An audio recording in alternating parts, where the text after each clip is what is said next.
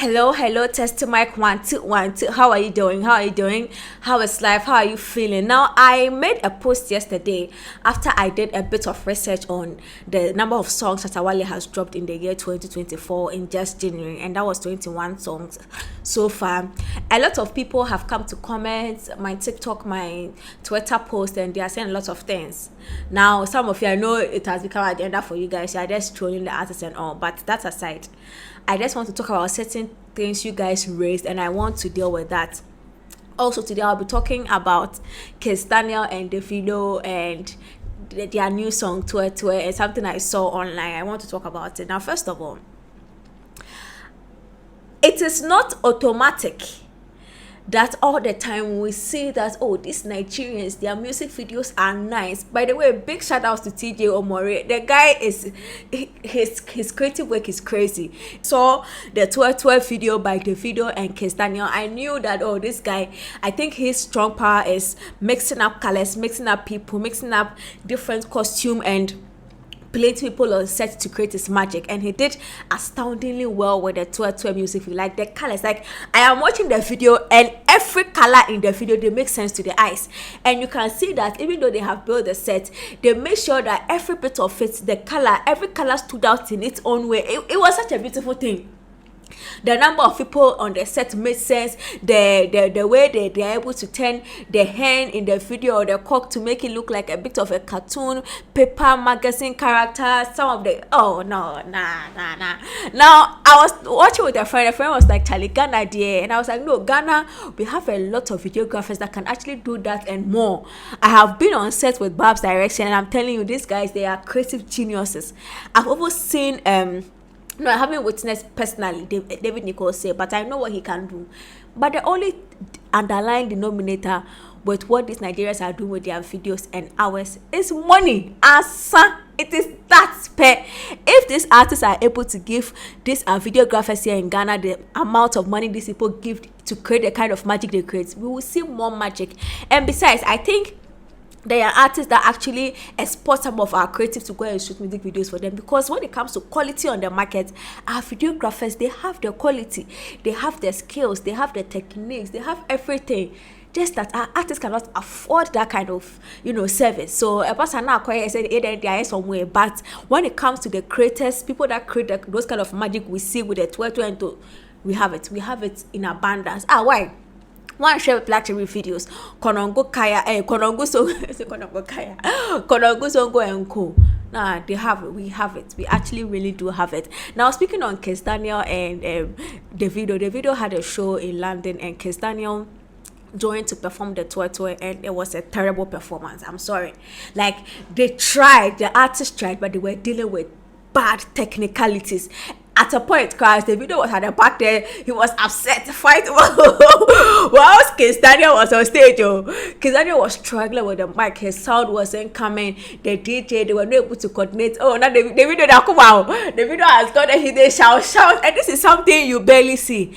But you see, it wasn't the main videographers on the table, or the main video directors on the team that shot it. It was an audience member that I saw on their TikTok feed that shot it. You can see that the video was at the back there. He was shouting at the technical team or whoever was in charge of the sound and the music there.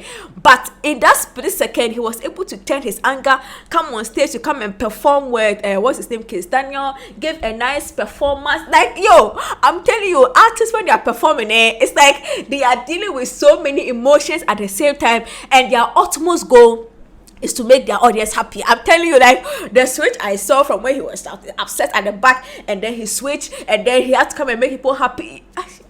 Too much I can't take it. Too much emotion. Like, I just can't. I really just can't. So, like, yo, big ups to them. The song there is a really nice song. I love it. I'm really, really enjoying it. Now, let's move on to something. As I said, I made a post about Shatta Wale and his 21 song that he's dropped. And people are saying oh, he has dropped all of this, but he hasn't gotten a hit. He needs a hit. Blah blah blah blah blah. Let's talk about that. Now, first of all, I don't think artists can get hit back to back. I mean, we have some. You will say Michael Jackson, you say Beyonce, you say all of that. But an artist at certain point, you stop becoming a recording artist and you just become a performing artist, and you live on the songs that you have produced, the hit song, the timeless hit songs you have produced. Let me give you a typical example. Before the late Ampedu left, Ampedu was still Ampedu, performing and doing all his things. But I don't think he had a new song out. No, he didn't have a new song out. We saw one or two things he did with Saga, but even that, it wasn't like a monster hit or a hit like the Ampedu hit. Amachi Dede, I don't remember the last time I saw an Amachi Dede new release, but Amachi Dede is still Amachi Dede, because when his old things drop, it still they make sense.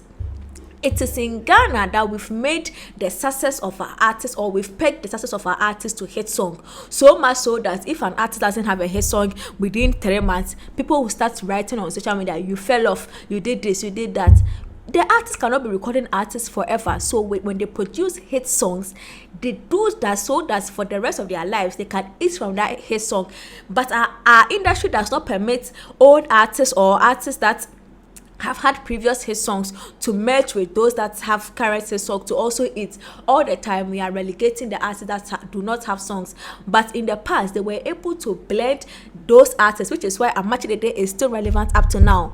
That Lumba is still relevant up to now, because the fans and the people that used to consume music then understood that the songs are timeless, and we can still drop an Amachi Dede song now, and those people that loved him then will still love him and enjoy and give the same energy. But here in Ghana, an artist cannot go for break, so all the time there is pressure on the artist to always drop songs, always, not just to drop songs, so to drop song and drop his song. What kind of pressure be that?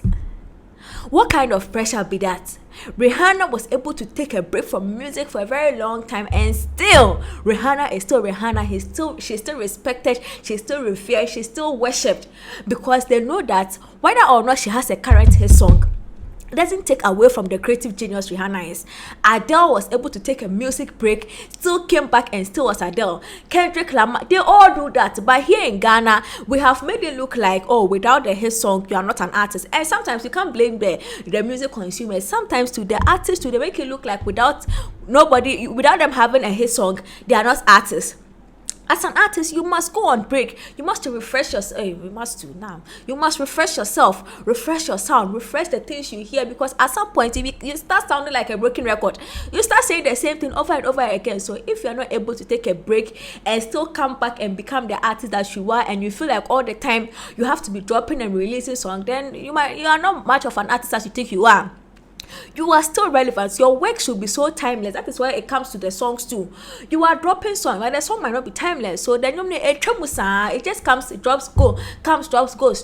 So all the time you are dropping, but there is no songs that outlives you, and that is a problem.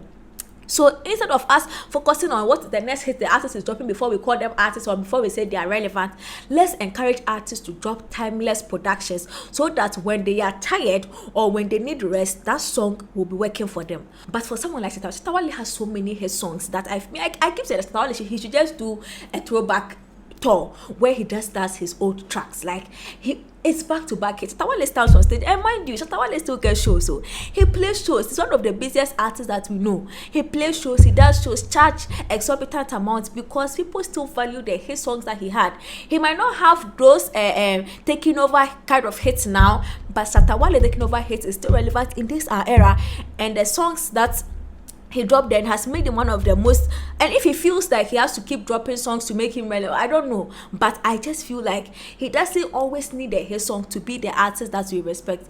He has done his bit, he's continually doing his bit. And I think one thing I also don't like is the way we speak about artists as if they've stopped doing music and the game is over for them. No, an artist that is still in the game and you are trolling the artist, for what reason?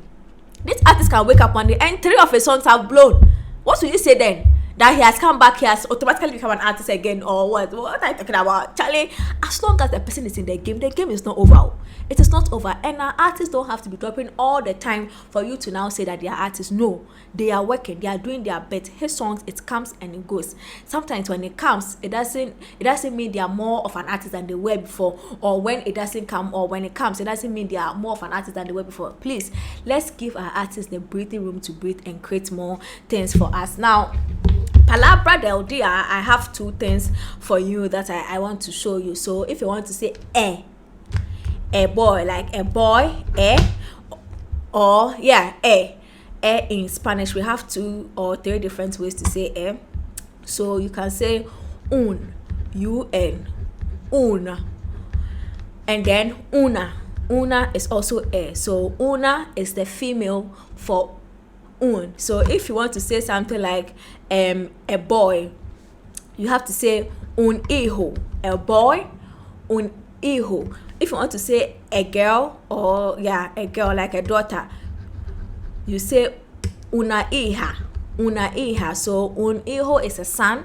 The hijo, the o at the end makes it the masculine, which is why we use the un, and then the a at the end of hija, which is the daughter, is what makes it feminine, which is why we are using the una. Let me give an example. If you want to say a dog, you say un perro. But if you want to say a female dog, una perra.